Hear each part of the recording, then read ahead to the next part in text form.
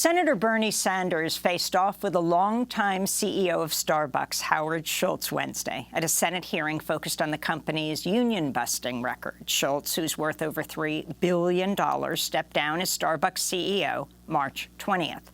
His resignation came just weeks after a National Labor Relations Board judge ruled Starbucks had engaged in, quote, egregious and widespread misconduct, unquote, in its effort to prevent workers from unionizing.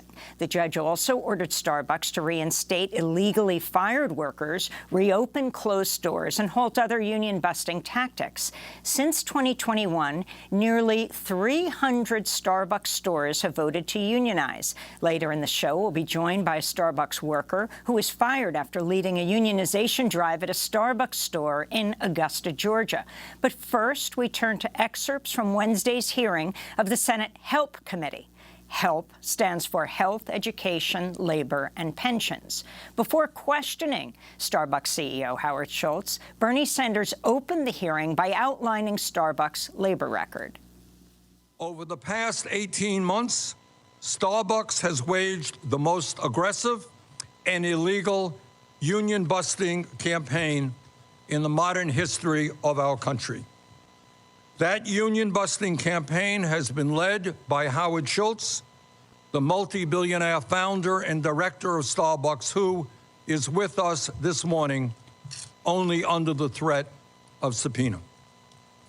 Let us be clear about the nature of Starbucks' vicious anti-union efforts. The National Labor Relations Board, NLRB, has filed over 80 complaints against Starbucks for violating federal labor law. There have been over 500 unfair labor practice charges lodged against the company, and judges have found that Starbucks broke the law 130 times across 6 states since workers began organizing in the fall of 2021. These violations include the illegal firing of more than a dozen Starbucks workers for the crime of exercising their right to form a union and to collectively bargain for better wages, benefits, and working conditions. Since the first Starbucks union was certified more than 450 days ago in Buffalo, workers at more than 360 stores across 40 states have held union elections. 83% of these elections have resulted in a union victory, and today nearly 300 Starbucks coffee shops employing more than 7,000 workers have a union, despite Starbucks' aggressive anti-union efforts. But with nearly 300 shops voting to form a union, Starbucks has refused to sign a single first contract with the union, not a single one. Schultz, thank you very much. My time is limited, as is the time of all of our members here. So I'm going to be asking you to respond to each question as briefly as you can, hopefully with a yes or no. Do you understand that in America, workers have a fundamental right to join a union and collectively bargain to improve wages, benefits, and working conditions? Do you understand that? I understand, and we respect the right of every partner who wears a green apron, whether they choose to join a union or not.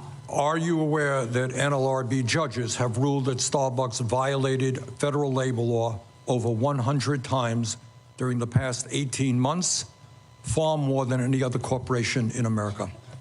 Sir, Starbucks Coffee Company unequivocally, and let me set the tone for this very early on, has not broken the law. Okay. Are you aware that on March 1st, 2023, an administrative law judge found Starbucks guilty of, quote, egregious and widespread misconduct, end quote, widespread coercive behavior, and showed, quote, a general disregard for the employees' fundamental rights, end quote, in a union organizing campaign that started in Buffalo, New York in 2021. Are you aware of that? I'm aware that those are allegations, And Congress has created a process that we are following, and we're confident that those allegations will be proven false. All right, Mr. Schultz, before answering the following questions, let me remind you that federal law at 18 U.S. Code Section 1001 prohibits knowingly and willfully making any fraudulent statement. I understand that.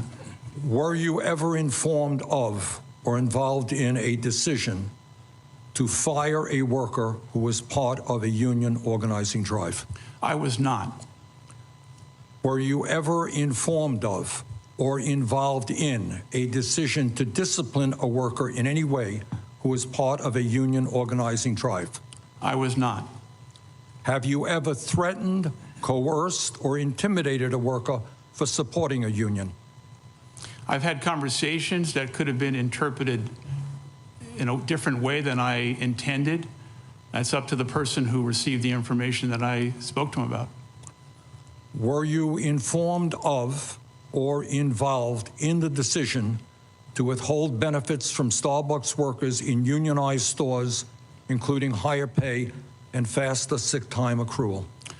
My understanding, when we created the benefits in May, 1 month after I returned as CEO, my understanding was under the law, we did not have the unilateral right to provide those benefits to employees who were interested in joining a union.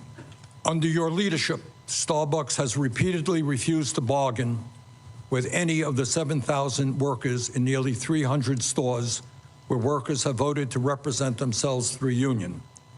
The first group of workers to win their election have been waiting more than 460 days to reach a first contract. Mr. Schultz, will you commit right now that within 14 days of this hearing, Starbucks will exchange proposals with the union, something it has refused to do for more than 450 days, so that meaningful progress can be made to bargain a first contract in good faith? Will you make that commitment?